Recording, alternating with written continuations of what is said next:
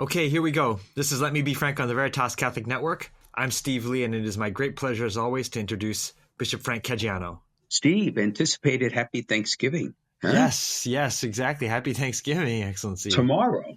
Yeah. One of my favorite holidays. Yeah, mine too. Even though it's secularized for the culture, but for us, it's not secularized, right? Right. As Christians, right? But it's hard to believe. I mean, Advent is then what? 2 days away, 3 days away? Yeah, Sunday, I guess. And that's, oh my gosh, it's just amazing. The year actually flew by. I think we say this every year. I know. That's a sign of old age, actually. When you get older, time goes faster, which is kind of like unjust. But nonetheless, it seems to be the natural phenomenon. Right. Anyway. So I thought, you know what?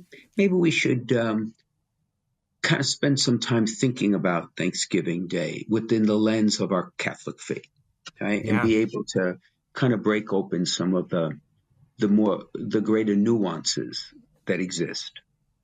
Because we could certainly get caught up in the secular observance. Sure. And while the secular observance in and of itself is not a bad thing, it's insufficient, right? So we could start from the very beginning. Why should anyone be grateful? Why is that important? What do you think? I mean, I think there's a couple different ways to look at this. I think there's one is the spiritually, theologically. I mean, we have nothing except for what God has given us, and He didn't have to give it to us. So we should be thankful. But also, just like humanly, psychologically, it's really good for you to have an attitude of gratitude, I guess. Right. Well, I like that phrase, attitude of gratitude. Oh, I like that. That's something that could be a homily one day, right? But go back. So I'm going to go even deeper than that, if I may just start. All right. So to be thankful is the response to have a need or desire fulfilled, right?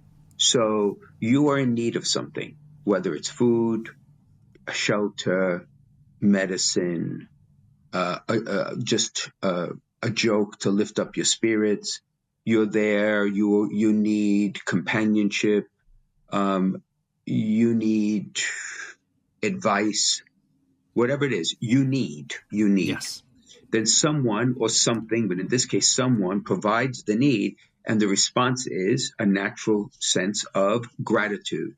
That is thankfulness that my need was met. Okay.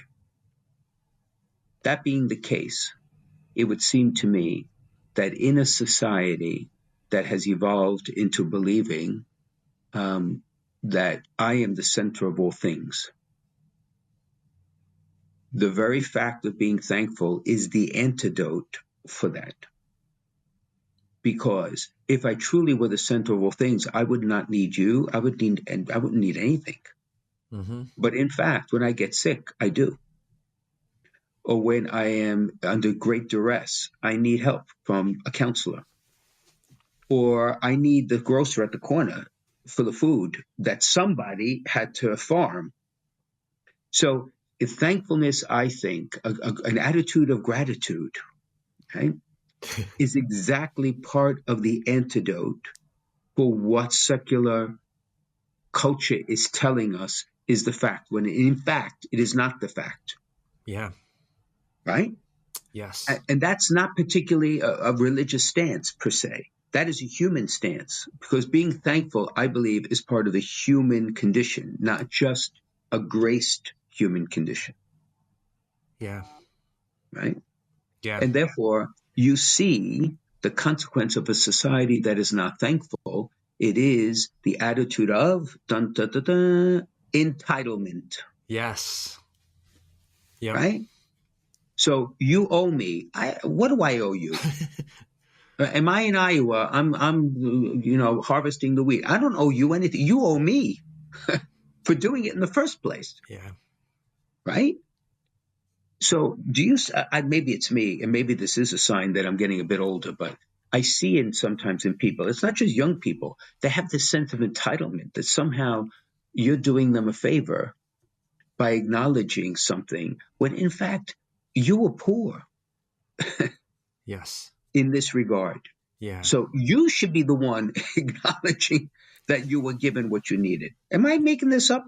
Yeah, no, I agree. And you're right to point out, because like usually people say, well, young people, they feel so entitled today, which I think is largely true, but it's not just young people. That's a good point. Yeah. And then it leads to the phenomenon. Okay, here we are. And there are counselors and psychiatrists, psychologists listening to this. They'll probably say, this man needs my help. But I'm going to go one step further. So if in a world of, it's all about me, in a world that, therefore I'm entitled, right? I'm entitled, and therefore I don't have to be thankful because you owe me all this, then you get to a certain point where the phenomenon of boredom comes in. Boredom meaning that you can't figure out what you really need. That everything becomes, in some way, shape, or form, not so much irrelevant, but indistinguishable. So you hear kids say, well, I don't know what I want. Well, then you don't really know what you need. And if you don't know what you need, then besides being thankful, you can't, where are you going to find happiness and contentment in the moment? Where would you find that? Yeah. Right. So I go around and I listen to parents and I listen, and even in my own family, you ask, what do you want for Christmas? Well, I don't know. What do you mean you don't know? What do you need? Right. And if you need like socks, say so. That's good. This is a good thing. Right. But, well, I don't know. Well, either means you have too much. Yes. Which also deadens the spirit of thankfulness because you're literally choking on everything you have. Right. And therefore, your desire for the things you truly need get washed away by the desire of the things you think you need, but you're occupying all your time with. You really don't need them. Or this sense of you can't even distinguish what you need anymore. And that's where I think part of this whole sense of, and this is not the right word, but this discomfort with life, there's a particular anxiety and even depression. And I'm not going there because I'm not a clinician, but a discomfort with life, that things just don't feel as if they fit. But I think all of that is rooted in the lack of the attitude of gratitude. Yeah. In our society. Right. Yeah. No, yeah, because, yes, exactly. And the Lord knew this. Our God, our merciful God knew this. Because what did he make at the heart of faith? He made at the heart of faith thankfulness. That's what the Eucharist is for Christians. It is the supreme act of thanksgiving.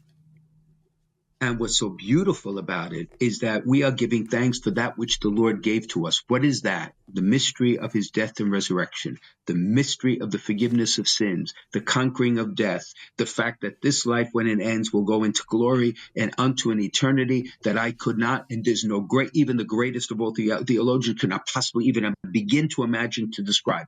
And at that, all of that, which we desperately need and do not deserve, we stand before that mystery every time we're at Mass. And our response is to enter into the thanksgiving of the Father, of the Son to the Father in his great offering. So it is inconceivable for a Christian of any denomination, but particularly a Catholic Christian, not to be a person of gratitude if you take your faith seriously. Yeah. Right? Yes. Yes. But as you said, there are other aspects too. So on the level of faith, it's indisputable in my mind. And therefore, all prayer has to have an element of thankfulness. So the ideal prayer, and again, the spiritual directors may be writing to you. They won't write to me, but they'll write to you. So you ask. I ask for my mother to recover. I ask for my son to do well in school. I ask for my health to be restored. I ask for success for this project. I ask, all legitimate. All things we go to the Father through the Son and the power of the Holy Spirit. All these things we need. All these things we have every right to ask for. But we don't have a right to necessarily always receive them. Mm-hmm. Because God knows what we truly need, not what we perceive we need. And therefore, in my humble opinion, every prayer of intercession and petition should also end or include in some way some expression of gratitude and thankfulness for what God has given us, and the grace to accept the gift he will give us, even if it's not what we ask for. So even there, gratitude is essential in the life of faith. Yeah. Right? So you said socially and psychologically. I mean, I did some research, and again, I'm not a psychiatrist, but it is clear there's study after study after study after study that those who nurture a grateful heart, their sense of life satisfaction is higher than others who don't. Their sense of realized happiness is higher than others. The fact that it allows them to reduce these periodic bouts of anxiety is clearly more effective. It Mm-hmm. actually reduces stress in your life. And part of the reason for that is we stress out for the things we continue to desire and not take enough time to give thanks for what we have. It actually lowers stress.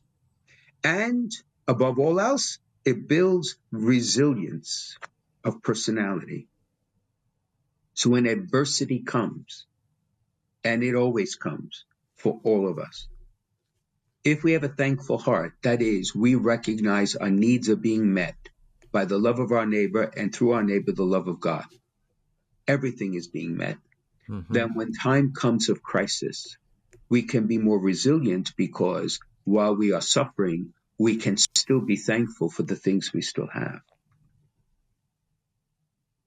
So you could see why in a world that is not emphasizing an attitude of gratitude, that we see so much dislocation, so much litigious behavior, so much violence, growing violence and disconnection. Because the simple answer is gratitude. Yeah. So this day is a big deal, Thanksgiving Day in the Yes. secular world. Mm-hmm. Yeah. But so it's harder for people who have kind of, quote, lost their way to be grateful for the things they have, especially in today's society. It's also like sometimes really hard for us, for believers, because, like sometimes, at least I'll speak for myself, it's easy to lose track of those things, even when my kid, the miracle of my kids are staring me in the face, and I'm thinking about, finances and this and that other thing. And like, it's not always easy to remain grateful in the moment. Without a doubt. Exactly. And again, society is designed now in such a way that we are not centers of gratitude. Society on many different levels, business, commerce, marketing, we are centers of consumption. Mm-hmm. And if we become a rendered centers of consumption, then it is all designed to redirect the desire, not to give thanks for what you have, but to desire what you don't have. Yeah. So the very fact that we are being pushed to consume more and more deadens a spirit of gratitude. Because if you're grateful for what you have, you may actually come to realize this thing that you're trying to sell me, I don't need it really. So like, why am I buying it? Right? Yes. But that's exactly what commerce is not built on. Commerce is built on that. Right. Exactly. Yeah. So this is an important pivot moment, right? And I think, and of course, I did some research on Thanksgiving and the history of Thanksgiving. And there's some points, some takeaways that I think are interesting. But just one vignette. When Franklin Delano Roosevelt issued his proclamation to standardize the date of Thanksgiving, at that time, the general observance was the last Thursday of November. And he moved it to the fourth Thursday of November. Do you know what the reason was? he did that. He was blunt to give the Christmas season one more week. Huh. Because in that age, it was unthinkable to start promoting Christmas sales before Thanksgiving. It was unthinkable. That's what my mother and father used to. We didn't do that either. Right. And so he wanted the commerce, particularly as the country was struggling in the Depression. But what he did not realize is that he was part of an evolution that was undermining the very Thanksgiving by moving us towards consumption. Yeah. Right? And now 70 years, I think it was 1941 or 42. So now what's that? 80 years later, 80, you yeah. can see, and I don't think he intended that, but you could see how our actions do have that effect. So the point, one of the points for us to kind of, is that when we sit at the table on Thanksgiving tomorrow with whomever we are, it is not just a annual exercise to say, okay, what are we thankful for? Which is important. But it is a holy reproach to remind ourselves of what we should be doing every day of the year. Yes. Yeah. Right? Otherwise, our psychological and spiritual health will suffer, and the cohesion of society will begin to deteriorate, as we're beginning to see. Yeah. Right? Yeah, it's like St. Ambrose said something like, we have an urgent duty to always give thanks, an urgent duty.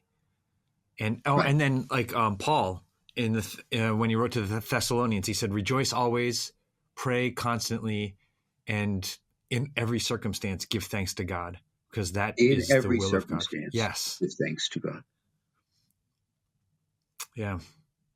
Even when you hear the diagnosis of cancer, even when you're at the wake of someone you dearly love, even when you're at the pinnacle of your success and tempted to think you are the cause of that success, you always give thanks to God, who is present in the challenges and was also present in the successes.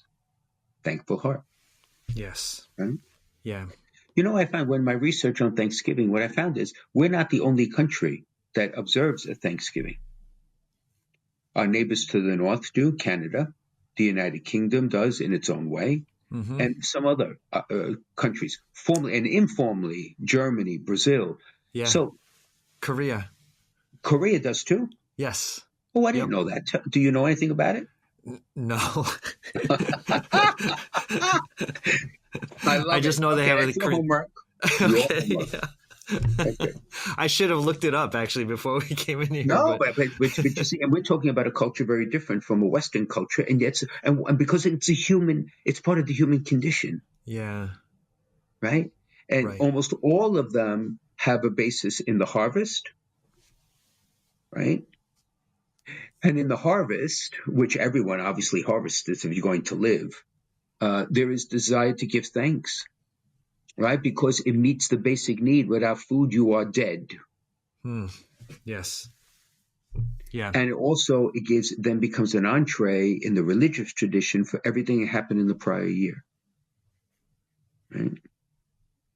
So Thanksgiving for us means a lot of things. It means turkey, parades, religious ecumenical services many times, right? These are all beautiful things, right? But the truth is, we are joining really humanity in doing this. Yeah. What I also did you want to add anything, Steve? No, I'm listening. What I also did not understand until I did a little research is, of course, for us in the United States, it comes from the English traditions, right? From the Protestant Reformation, right? And what's interesting is in New England, right, which is one of the two places supposedly Thanksgiving was born. There's a dispute, right, between Massachusetts and Virginia, right? Which one came first? You know how it is. And people argue on both sides of it. So the Pilgrims have competition about that, at least in history. Nonetheless, in New England, who harvests at the end of November? Yeah, good point. Right? So in the end, it was when it originated, it was not at the end of November because it was after the harvest. Yes, right? And even in Virginia, it would be too late. But you have to understand the English Reformation to understand the day of Thanksgiving. All right, so let's take a step back. Okay. So if the heart of Catholic faith is we give thanks every time we come to the altar, if you begin to lose the sacrament of the Eucharist, then you have to designate days of Thanksgiving to bring to mind everything that is in the consciousness, right, of the Christian. So before 1536 and before the English Reformation, when they broke, in the Catholic Church, believe it or not, there were 95 church holidays that people had to go to Mass, plus every Sunday. Right? That's 140 days you had to go to Mass. It's great, actually. So you were thanking and kept thanking. Yes, okay? yes. When the Reformation occurred in England, when Anglicanism was born, they reduced it from 95 to 27. The Puritans thought 27 was too much. Wow. The Puritans wanted 0, including no observation of Christmas if it was during the week. The Puritans held fast that the only moment of Thanksgiving would be Sunday because of the death and resurrection of Jesus Christ. So when there were blessings, extraordinary blessings like the harvest, or when there was extraordinary challenges, they would designate days of either fasting or Thanksgiving to address those issues. Either one. And so the days of Thanksgiving for harvest eventually was the root of what we call now Thanksgiving for us. And therefore, special blessing, special day of Thanksgiving. Harvest, special blessing, special day of Thanksgiving. And as things evolved, it kind of, the day of Thanksgiving then slowly began to subsume all the special blessings. Right? And what's interesting, if you look at Puritan history, the days of fasting were when there were challenges. It's very much rooted in the Old Testament. So if there was a challenge, the people of God had to fast. Right? We know Jonah, we know Esther, sackcloth fasting. So in, let's see. So in 1604, there was a plague, a day of fasting. 1622, plague, fasting. Drought in 1611, a day of fasting. Floods throughout what is now the United Kingdom. 1613, a day of fasting. And then when the settlers came to Virginia, before the Pilgrims came to Massachusetts, 1619 in Virginia, the charter that the English settlers agreed to when they came to America mandated a day of Thanksgiving upon their arrival. Because that was an extraordinary blessing to have survived what was unknown territory. I mean, they were crossing this body of, they had no idea where they were going. So in 1619 in Berkeley Hundred, which is what it's called in Virginia, this is what is reputed to be the very first day of Thanksgiving, which, of course, the Massachusetts people and the Pilgrims said, absolutely not. We did it. We did it. Right? In, I think it was what, in 1621, I think it was, 1620s. Yeah. The other thing that's interesting, if I may, is it began as a religious service called by secular authorities.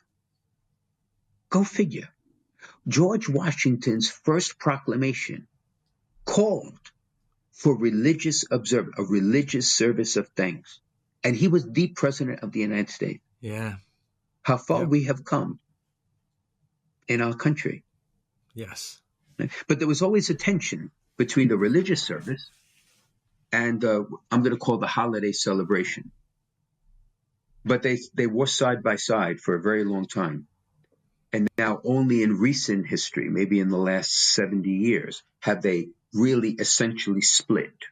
That Thanksgiving on the national level is a secular holiday, and each religion, particularly among Christianity, observe it for the religious purpose of what it is, right? To give thanks.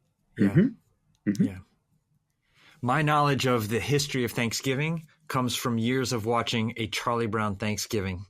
Oh, I love Charlie Brown. they have, and I used to show my kids this. The first half of the show was like just a little show about Charlie Brown and his friends.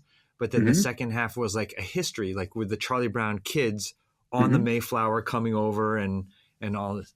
Samoset the Indian and Squanto and all that stuff. So, Oh, and I love the Christmas one too, which is a little anticipated with that poor little Christmas tree. But that's all. That's a parable of my life. But that's another story. But as you're telling these stories, I'm picturing the Charlie Brown kids in my head. Yeah. And listen to. Do we have time before the break? Yeah, we have time. Yep, for one more thing. One more thing, which I thought was fascinating.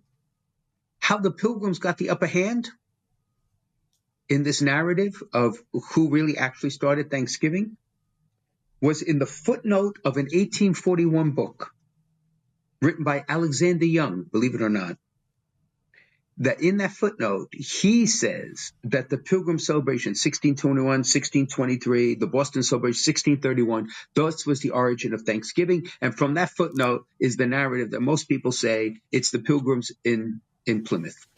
That did. Go figure. Sorry, Virginia. Go figure. Yeah. Right?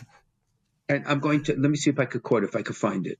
This is what George Washington said, November 26, 1789. He says, he proclaims the first nationwide Thanksgiving celebration in America, not Thanksgiving Day per se, but Thanksgiving celebration as, quote, as a day of public thanksgiving and prayer to be observed by acknowledging with grateful hearts the many and signal favors of Almighty God.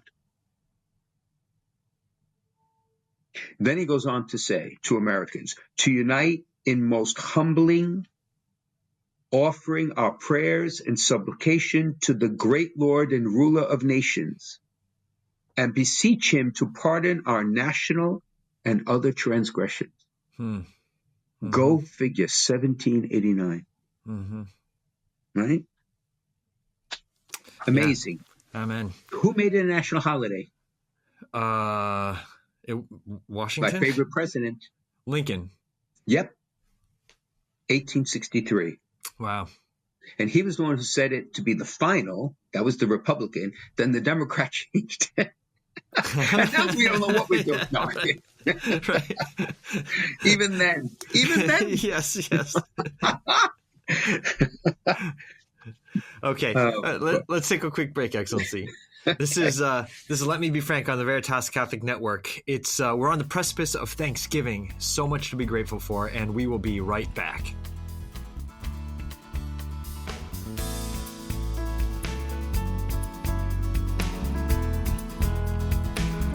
Okay, welcome back to Let Me Be Frank on the Veritas Catholic Network. So, what are you grateful for, Steve? What am I grateful for? Thanksgiving Day. What are you going to give thanks for? So let's get to the heart of the matter here. Yes. Well, I'm grateful for my family and my health and my new house. I'm really, you know what, Excellency, actually, so talking to you, I'm actually really grateful for the opportunity to do this work at Veritas. And then also like to have been able to talk to you every week has been a real source of edification and grace for me. And I'm really grateful for that. Aren't you kind? Thank you. I'm vice versa. I think we're a great duet. I want to respect you. I tease you. When I tease somebody, it means I really do respect them. Well, I have one more thing tell me. Which you probably tease me about, but just let me explain. Yes. So I'm really thankful for soccer, and this is why. Because playing it keeps me strong and feeling young, but it's also coaching it has been a real opportunity for me to share my love for the game and my knowledge of the game with young people, but also to help form them as young men. I love like when I step onto the campus of the school and kids and parents and friends are calling me coach, because I really think that's a really special relationship. And so, and then it gave me the opportunity to coach my son through 4 years of high school and stuff. And I told my kids that when I have grandkids, I want my grandkids to call me coach. but, Not but boss. no. But anyway, so at first it sounds cheesy that I say I'm thankful for soccer, but I am for that reason. No, first of all, I think this is beautiful, and I thank you for your kind words. I see it in my great niece, because my great niece is now playing basketball. Mm-hmm. And her father takes her, and her father is like assistant coach of the team. And to your point, I could see how the bonds between them, which was always close, is growing closer. Yeah. Yeah. No, I think it's tremendous. The coach is a surrogate father. No different than a godfather is a surrogate father. Mm-hmm. Or a grandfather is a surrogate father of an, right? Oh, no, I think it's tremendous. And it's the fact that you recognize it, you do it so well with so much heart. They should be also grateful for you. And I'm sure they are, these young people, to have you in their lives. I must confess, if I wanted to answer my own question, there's lots of things that I'm grateful for. Lots of things. I'm grateful that I survived all the craziness of my youth. I'm grateful that I survived the car accident that we spoke about. Yes. You know, that was all grace. I'm grateful that I was called to priesthood. Mm-hmm. And I know this is not false humility, people. I'm very clear. I clearly understand all of my faults. Right. And I'm grateful that I have a great group of people around me who help me. Otherwise, we would not accomplish half of what we've done. Right. I'm grateful to be a bishop, even though many times it is a burden, because in my ministry, I have the opportunity to touch people's lives in a way that I would not have otherwise, even confirmation. And I love confirmations. I just love celebrating confirmation. I don't know if the kids love it, but I love it. I love it. Of all the blessings, the greater blessings of my life, clearly, my faith, which still needs work as I grow older, my family, without which I would not be who I am, and my culture. No offense to anyone else, but the fact that I grew up Italian was a riot, and I wouldn't give it up. Because for all its deficiencies, in the sense that, we're caricatured and Italian Americans are caricatured. What was that show on HBO? I forget now. The mafia show. The Sopranos. Oh, The Sopranos, right. I mean, growing up, this crazy stuff. I mean, people did it, obviously, and they were guilty, but not every Italian did that. But the point is, it just shaped who I am. It shaped my personality, it shaped my character, it shaped my values. And growing up in the city was a value to me. That's one of my great worries. I've talked about it over and over again. Growing up in a real neighborhood is a blessing that is priceless. Yeah. And I just feel for these young people whose parents are trying to create neighborhoods for them. That's so much work to do. And they're doing a valiant job of trying to do that. With play dates and making sure that the parents, that their kids, whose kids they associate, have their values, and to moderate social media and filter it out and all the rest of it. We had none of that. I had none of that. But my parents didn't have the material comforts that most parents now have, but they didn't have those worries that most modern parents do have. Right. So that's a blessing that I hope we could bring back sooner or later in some way. Yeah. For our young people, but I'm grateful to have had it. So, yeah, I mean, it's, I hope everyone who's listening to us will spend, if you're listening to this podcast today, you have tonight, right? Because tomorrow's Thanksgiving. Yeah. Tonight, to be able to go for a walk, 20 minutes, and just narrate in your own mind the things you're thankful for. Yeah. In a strange sort of way, what I'm about to say may be outrageous to say, but to show you how grace can move even the most stubborn of hearts. But I'm even grateful now that my mother did not live very long with her lung cancer. Because at the time, as I've said, I was angry. I got over that. I accepted my mother's death.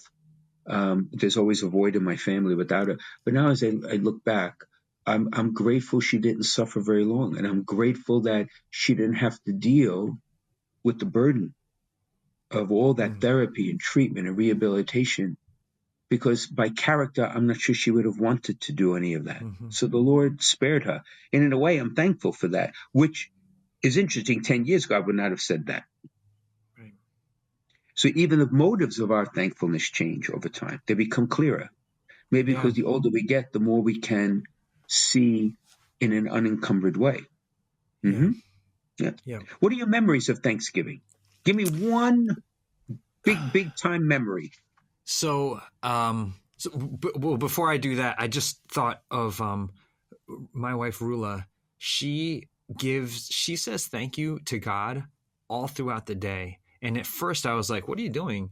But like, she'll be like a parking space will open up near the door of the store and she'll be like, thank you, God. And she'll park in there. And at first I was like, what? But now I realize like, it's this attitude that is so healthy and proper. But so I don't have one specific memory of Thanksgiving. What I remember is like Thanksgivings, and and I grew up a small family. It was just my parents and my brother and me, but we always had a house full on Thanksgiving because my parents would invite other people over. If there was somebody, let's say a student from Korea who was, here studying and didn't have a thing to do, like we had people over for Thanksgiving. So we always had a full house. And I just remember, I guess, the generosity and openness of heart, like, hey, do you need a place to go?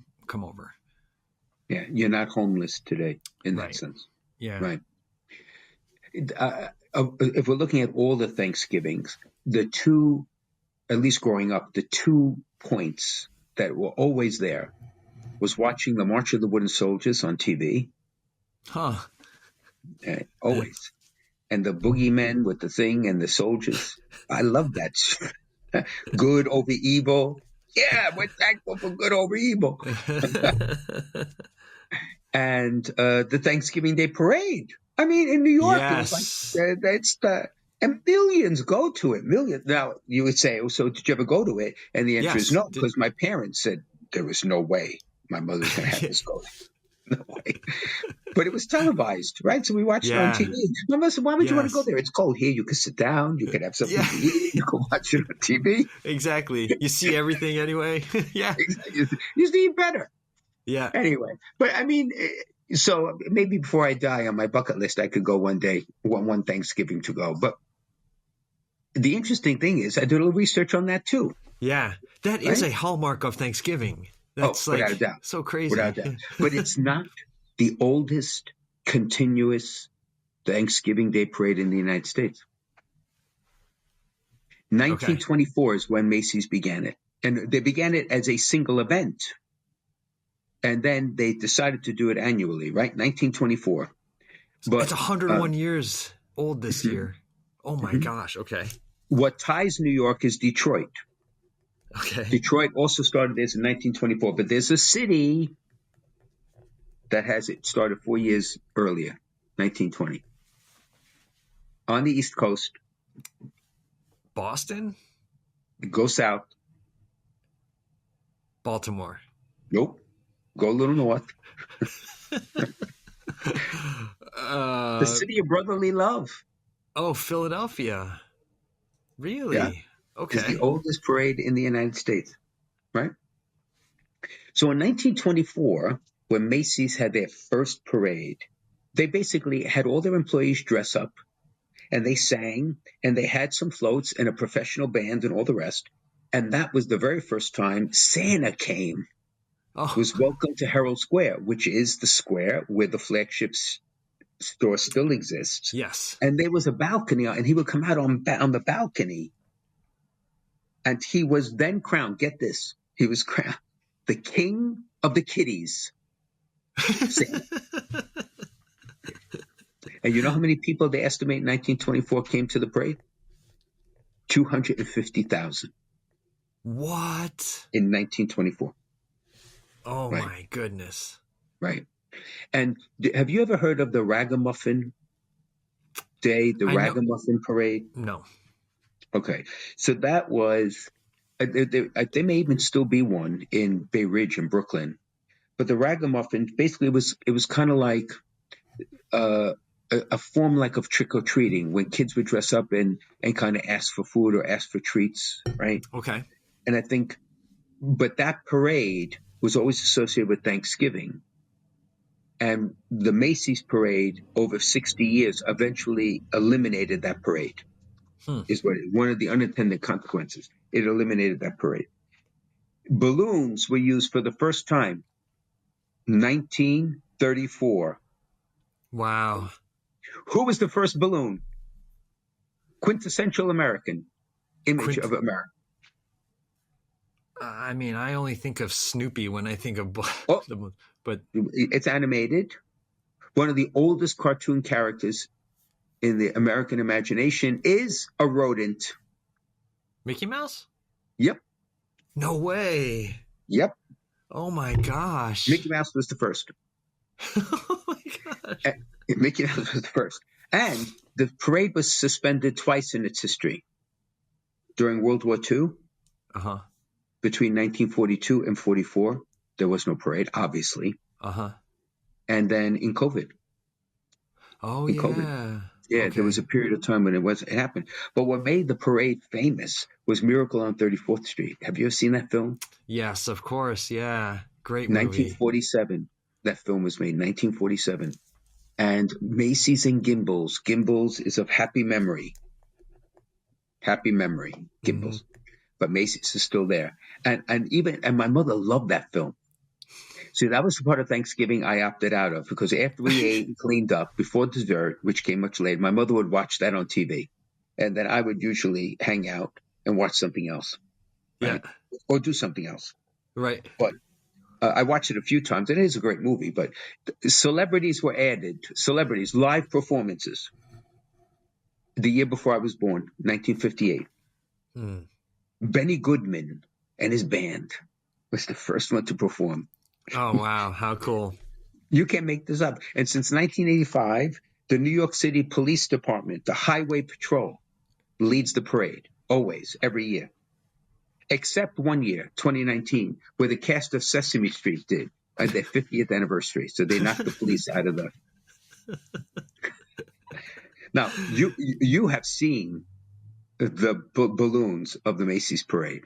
Yes, of course. Yeah. Some of them were gigantic, but there have been accidents along the way. 1993, 1997. And so they had to either make the decision of not having balloons or make some accommodations. And of course, not having the balloons, people have a riot. So Yeah. what did they do? They remove all the lampposts and the parade route. Oh my gosh. Yeah. They do physical training and lessons in balloon physics for the handlers. In 2006, there was another accident. And what they decided to do is they installed meters to see how the wind was moving if they had to ground the balloons. Oh wow. Right. Yeah. Yeah. They have a miles per hour. I think it's 23 miles per hour. If the wind is higher than sustained 23, you can't roll. Yeah. You can't use the balloons. But in COVID, it was virtual. So technically it wasn't suspended. It was virtual. Uh-huh. It was broadcast only for a few years, like a So TV show. and so nobody was able to be on the streets, but they still had the things go through. Yeah. And then, yes. And then they had I don't remember it, to be honest. Yeah. Right. Because we were still struggling to figure out what to do. But, and then they did social distancing. And then, of course, thanks be to God, we lifted it. So Right. what I like about the parade is that everybody comes. Mm-hmm. So in the secular observance, it is a symbol of unity. right? Which is beautiful. Yes. Now, from the religious point of view, if we can infuse back into the secular how it started, that this is a moment to give thanks to God, not to something amorphous, of all our needs being met, our essential, then that could be one way we can dialogue with the secular world. Yeah. Right? Yeah. Right. Stanford has a pretty good Thanksgiving parade with balloons. Does it really? Yeah. I never knew that. Yeah, I think so. I could be wrong about what I'm about to say, but I think it's one of the biggest balloon parades in the U.S. I mean, far behind Macy's, but yeah, it's. Isn't that funny? I've been living in Stanford 8 years. I didn't know that. You're probably better off avoiding the downtown area during it anyway. Is it on Thanksgiving Day? I don't remember. Yeah, because if it is, then I'm cooking. Yeah. Yeah, I don't want to poison my family. So, I mean, because my plans are to keep doing, as I've said every year, that I'm going to keep cooking. And this year, when we're only doing Whole Foods, to buy the bird. Aha. Because everybody now insists it has to be organic and whatever else and massaged and they have to eat only grass. So I don't know what it is. I mean, whatever it is.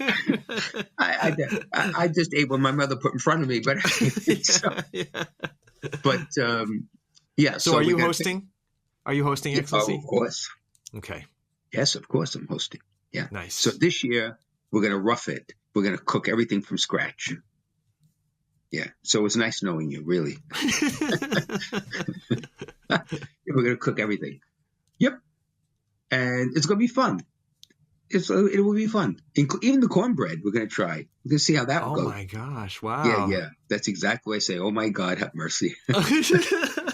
Exactly. Yeah. And you? Are you home? We have... So what we normally do on Thanksgiving is Rula's oldest brother hosts everybody. So the house has almost 50 people in it. And, because Rula is 6th of 7 kids in her family. And then there's grandkids and all this stuff. But this year he's away. And so we're not going to do that.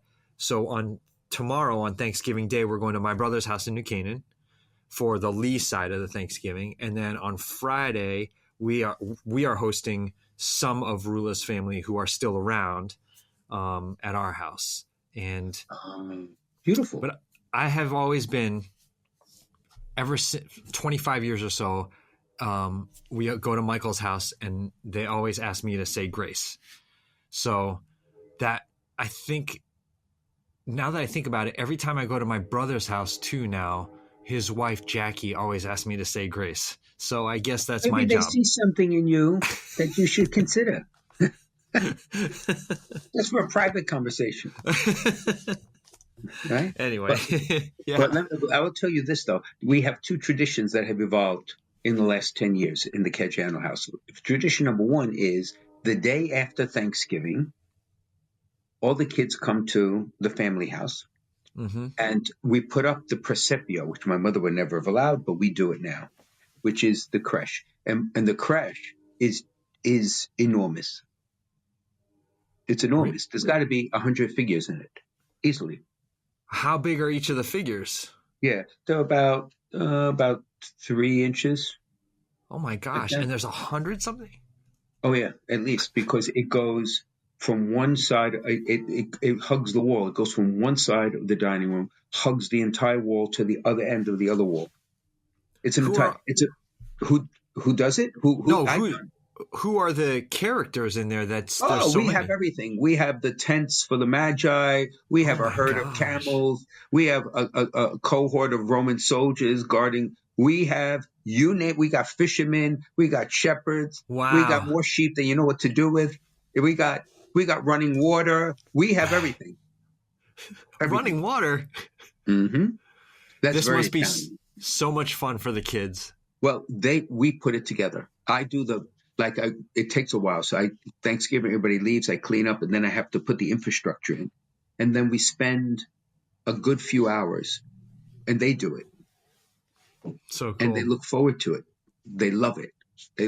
And then the Saturday, I arrange my schedule that I'm back in Brooklyn on Saturday night, because ordinarily that is the eve, that's the beginning of Advent, and my family goes out to dinner for our New Year's, which is New Year's Day for us. It's the beginning of the new liturgical year. Right, and we go out to dinner to celebrate our New Year's, and we do resolutions. Besides, we do resolutions then, which are spiritual resolutions, and then we do resolutions oftentimes to try to lose weight on January 1st. Fantastic. Yeah. It's a great time of year, isn't it?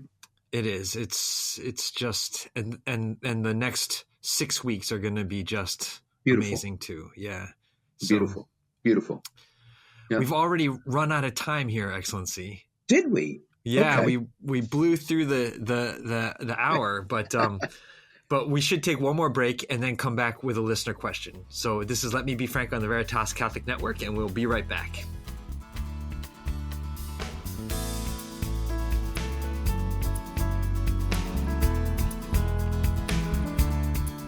Okay, welcome back to Let Me Be Frank with Bishop Frank Caggiano. All right, Excellency, here is this week's listener question. So you recently talked about your pilgrimage in the footsteps of St. Paul. And so this listener wrote, on your recent journey in the footsteps of St. Paul, what was the single place that you envisioned Paul being present in your mind's eye and speaking to you? It was the moment, it was when we went to Corinth, the ruins of Corinth. And I celebrated Mass on the spot that Paul preached. And I just had this overwhelming sense of his presence, Paul's presence, and a sense of gratitude that he stayed firm in his preaching. And we're here praying in large part because of him, right? We're among the Gentiles. Yeah. In fact, I am a descendant of the Roman Empire in some strange way. Right. So, yeah, that was the most powerful moment, I think. And lots of people on the pilgrimage, why should I say lots? A number of people said the same thing, that it was in Corinth. Isn't that interesting? And others in Malta. Malta. Mm-hmm. Yeah, fascinating. Okay, so if you have questions, you can send them in on social media, or you can email questions@veritascatholic.com. Both Bishop Frank Caggiano and Veritas Catholic Network are on Facebook, Instagram, and Twitter. Let Me Be Frank is brought to you by Foundations in Faith and a grant from the St. Therese Fund for Evangelization. Foundations in Faith is dedicated to empowering and transforming pastoral ministries in the Diocese of Bridgeport by inspiring discipleship and providing essential funding, guidance, and resources, all in service of the One. Great, Excellency. Well, happy Thanksgiving to you. The same to you, to all our listeners. I hope you enjoy the whole holiday weekend. Restful, fun, joyful, and thankful. Yes. Again, would you please give us your blessing? Yes. Sure. In the name of the Father, Son, and the Holy Spirit, amen. Heavenly Father, as we prepare to celebrate a day of Thanksgiving with Christians and people of other faiths and people of goodwill throughout our country, we give you thanks for the blessings of our country, the blessings of our faith, for all that you give us, for the people in our lives, even the challenges we face. We give you thanks for your love and your providence, your mercy and your care. And so allow us to celebrate this holiday weekend with health, with joy, and with a deepening hearts of love for you. And we ask, Father, that you bless us in the name of the Father, Son, and the Holy Spirit. Amen. Happy Thanksgiving to you, my friend. Yes, I'll see you in Advent. I'll see you in Advent. Yes, sounds good. Okay. Ciao. Bye.